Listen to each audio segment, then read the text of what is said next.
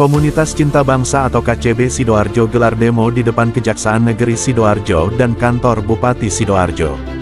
Di depan kantor Kejari Sidoarjo mereka mendukung penuh langkah Kejari Sidoarjo untuk mengusut tuntas dugaan kasus korupsi, diantaranya Rusunawa, di Desa Tambak Sawah, Waru Kabupaten Sidoarjo yang merugikan negara hingga 9,75 miliar. Usai menggelar orasi di depan Kejari Sidoarjo, puluhan orang ini bergeser ke kantor Bupati Sidoarjo. Setelah berorasi beberapa jam, tidak direspon oleh pejabat Pemkab Sidoarjo, mereka membakar ban dan banner di depan gerbang kantor Bupati.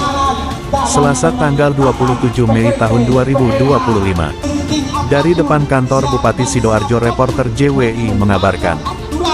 Yang tidak sesuai aturan dalam bekerja melayani rakyat, dalam bekerja melayani negara, bekerja untuk daerah, untuk masyarakat Sidoarjo, maka kami akan terus menyuarakan, kami akan terus melakukan aksi demonstrasi sampai wakil rakyat ataupun pemerintah di Kabupaten Sidoarjo bekerja hanya untuk rakyat Sidoarjo. Pemerintah Kabupaten Sidoarjo harusnya tegas. Pemerintah Kabupaten Sidoarjo harusnya mempedulikan keberlangsungan kemajuan daerah Kabupaten Sidoarjo. Betul kawan-kawan? Bayangkan sekelas camat disungurusi dinas, mau jadi apa Sidoarjo ini kawan-kawan? Mau jadi apa Sidoarjo ini? Kalau terus-terusan pola fikirnya yang dibangun adalah pola fikir bagi-bagi kekuasaan, pola fikir balas budi. Siapa yang membantu saya pilkada kemarin, maka dia dapat kursi. Maka jangan berharap Sidoarjo ini akan terlepas dari tindak pidana korupsi kawan-kawan. Ketika mereka diberikan jabatan, ketika mereka diangkat menjadi kepala dinas atau setingkatnya, maka balas budi akan kembali terjadi. Apa yang terjadi? Mereka akan meminta bagaimana caranya hutang pilkada dilunasi, saudara. Kalau begitu, siapa yang rugi? Siapa yang rugi? Rakyat. Pajak kemarin di Sidoarjo kemarin, pajaknya kerjasama dengan kepolisian. Yang telat pajak ditilang, yang pajaknya telat bayar ditilang. Orang Sidoarjo, masyarakat Sidoarjo bondong-bondong bayar pajak. Ketika bayar pajaknya sudah dilaksanakan, ternyata pajaknya dibuat gaji pejabat yang tidak becus ini, saudara. Bayangkan logikanya di mana? Satu orang yang hanya punya satu tempat duduk, kemudian dikasih 2 kursi. Mau duduk bagaimana? Mau profesional bagaimana, saudara? Dia tidak akan pernah profesional, saudara. Yang ada adalah kemelut, yang ada hanya kehancuran. Saya yakin tidak nyampe 2027 Bupati Subandi akan ditangkap kalau pola pikirnya seperti ini, saudara. Saya meyakini itu, saudara. Kenapa? Karena bagi-bagi kekuasaan, bagi-bagi kursi masih ada sampai sekarang. Seharusnya jika ingin menciptakan Sidoarjo itu bersih, jika sudah berpunya komitmen agar kedepannya Kabupaten Sidoarjo jauh dari tindak pidana korupsi, PLT PLH itu dihapus. Pejabatnya semua definitif. Tidak boleh ada yang namanya pejabat yang merangkap 2 jabatan, saudara. Ya, kalau pejabatnya pintar, kalau goblok, makin tambah apa ini Sidoarjo? Profesional tidak, hancur iya, saudara. Goblok tidak? Goblok tidak? Sekda ataupun BKD mundur. Mereka tidak punya otoritas untuk menentukan jabatan ini. Sepakat? Kami hanya butuh kepastian. Kalau tidak punya wewenang, lebih baik tidak usah menemui kita. Sepakat? Kita hanya ingin satu orang. Siapapun orangnya, apapun jabatannya, punya kedekatan seperti apapun, kalau dia rangkap jabatan, kalau dia posisinya sebagai PLT atau PLH, maka 1 kali 7 hari harus dipecat. Semangat, semangat. Mereka masih ada nongkrong di sana, kita balik lagi. Semangat. Lebih banyak masalah, semangat. Kita tidak mau Sidoarjo ini dikebiri terus-terusan, dimonopoli orang-orang yang hanya haus kekuasaan. Apa? Jancuk. Kalau dibilang jancuk, jancuk saudara. Tapi mau sampai kapan? Saudara, bayangkan Sidoarjo ini dalam sejarah bupati, pemimpin di Jawa Timur, baru Sidoarjo ini 3 bupatinya berturut-turut ditangkap atas tindak pidana korupsi, saudara. Bayangkan, berturut-turut 3 bupati Sidoarjo, 3 orang yang berbeda, kemudian ditangkap hanya gara-gara tindak pidana korupsi. Dan mungkin saja akan terjadi kepada Bupati Subandi, saudara. Bagaimana agar Bupati Subandi ini tidak terkena korupsi?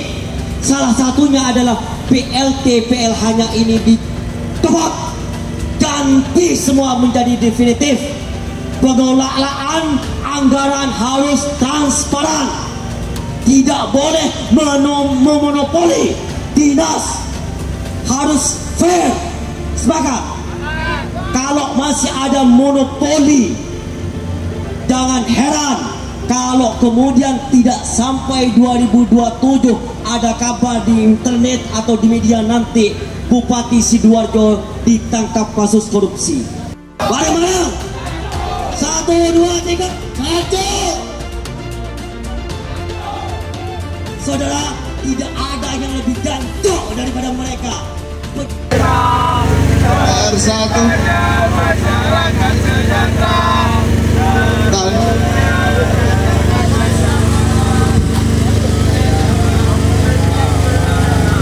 Marilah kawan, mari kita kabarkan, tergenggam arah bangsa.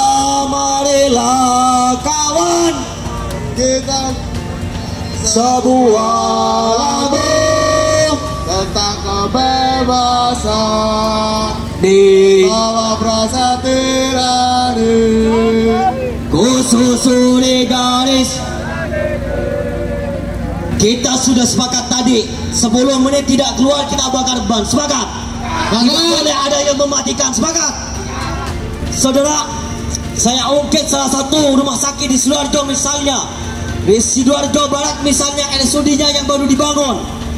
Kemarin saya membawa keluarga saya ke sana, ditolak. Alasannya apa? Kamar penuh. Yang ada kamar apa? VIP. Ada kamar khusus. Dan ini sangat-sangat tidak mencerminkan kabupaten yang baik. Apa? Bukan cuma pemerasan, ini adalah tindakan anarkis.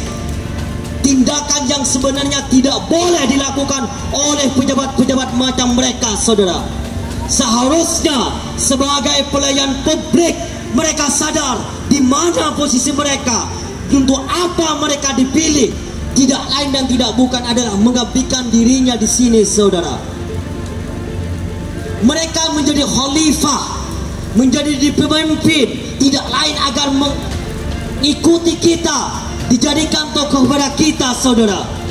Tapi ketika pemimpinnya sudah tidak taat aturan, pemimpinnya sudah melenceng, tangkap Subandi, tangkap Subandi sekarang juga. Yang keras, tangkap Subandi, tangkap Subandi sekarang. Angkat poster yang pegang poster, tangkap Subandi sekarang juga.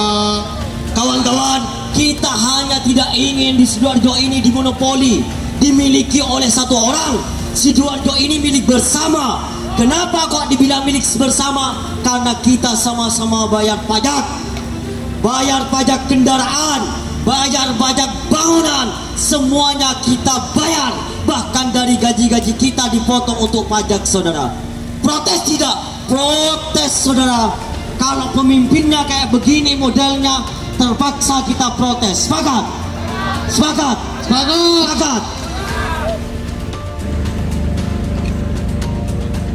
Di Pemkab Sidoarjo ini tidak lain adalah untuk mencopot PLT atau PLH yang berada di Sidoarjo diganti dengan pejabat definitif. Karena yang kita ketahui bersama sudah ada PLT PLH yang kadaluarsa. Sudah lebih dari 3 bulan, diperpanjang 3 bulan, sudah lebih. Namun tetap dipertahankan. Bahkan ada yang kepala camat kemudian jadi kepala dinas atau setingkatnya. Ada juga yang tidak punya, kalau nilai kami itu tidak profesional di situ, membidangi situ, kemudian diangkat juga. Itu juga berbahaya. Nah, potensi-potensi kayak gitu itu yang menyebabkan adanya tidak pidana korupsi. Kemudian juga kenapa kok kami mendesak agar definitif? Ya biar Sidoarjo ini semakin bersih. Tatanannya, birokrasinya itu benar jelas gitu loh. Tidak ada yang namanya PLT apa sesukanya siapa namanya? Bupati itu. Tidak ada itu otoritas ini saya menentukan ini itu, nggak boleh. Semuanya harus sesuai dengan aturan, semuanya harus sesuai dengan undang-undang. Bupati, wakil bupati, Pemda atau siapapun sudah harus melalui rule-nya, sudah ada jalannya. Jalannya itu undang-undang dan aturan itu sendiri. Selain jabatan, Mas, tuntutan yang lain apa? Tuntutan yang lainnya di transparansi pengelolaannya. Karena kita ketahui jabatan PLT dan PLH itu mempunyai keterbatasan wewenang. Nah, keterbatasan wewenang inilah yang seringkali dijadikan celah.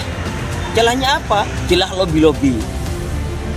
Karena dia itu tidak menjadi KPA yang sebenarnya, kuasa pengguna anggaran yang sebenarnya. Dia itu hanya sebatas doang pinjam jabatannya. Inilah yang dijadikan kesempatan orang-orang culas di Kabupaten Sidoarjo untuk meraup keuntungan pribadi. Seandainya tidak tutup hari ini, Mas, langkah teman-teman ini bagaimana, Mas? Barusan kita diminta perwakilan ke dalam untuk masuk 5 orang. Cuma kita menolak. Desakan ini adalah jabatan publik. Maka sepatutnya orang Pemkab itu keluar, terangkan kepada publik kenapa kok bisa orang-orang ini sampai sekarang itu tidak dicopot. Ada yang bahkan merangkap jabatan. Kalaupun nanti tindakan selanjutnya ya dipastikan KCB Jawa Timur itu balik lagi ke sini. Minta terus-terusan balik ke sini, tidak ada bosan-bosannya. Intinya bupati, wakil bupati, BKD itu harus memberikan pernyataan tentang pencopotan orang-orang atau pejabat yang merangkap jabatan ini ataupun yang sudah kadaluarsa masa jabatannya. Terkait aksi yang ada di Kejaksaan. Oke, kalau yang di Kejaksaan itu terkait Rusunawa tambak sawah di Kecamatan Waru, Sidoarjo. Itu kan sudah ada dakwaan, udah ada 4 orang yang disebutkan dalam dakwaan. Hanya saja masih kami mencurigai dan meyakini ada orang-orang yang tidak disebutkan secara rinci dalam dakwaan tersebut. Misal, kepala dinas P2 CTKR-nya, kemudian inspektoratnya. Itu kami yakin itu terlibat dan kami juga sangat menduga itu terlibat. Kenapa inspektorat terlibat? Ya pengawasannya yang tahu semuanya kemana anggarannya itu inspektorat. Masa ia sebagai badan pengawas itu tidak tahu anggaran buat apa saja? Bukan logis. Masa yang tahu kemudian kejaksaan itu bahasanya kan eksternal. Seharusnya internal kan yang lebih tahu duluan. Ini buat apa gitu loh. Berarti 4 orang kemarin ini kambing hitam ya? Bisa dibilang kambing hitam. Masih ada ini dan mungkin saja tanda kutip bupatinya juga kena nanti kalau ini lebih jeli lagi pengembangannya. Dengan siapa, Mas?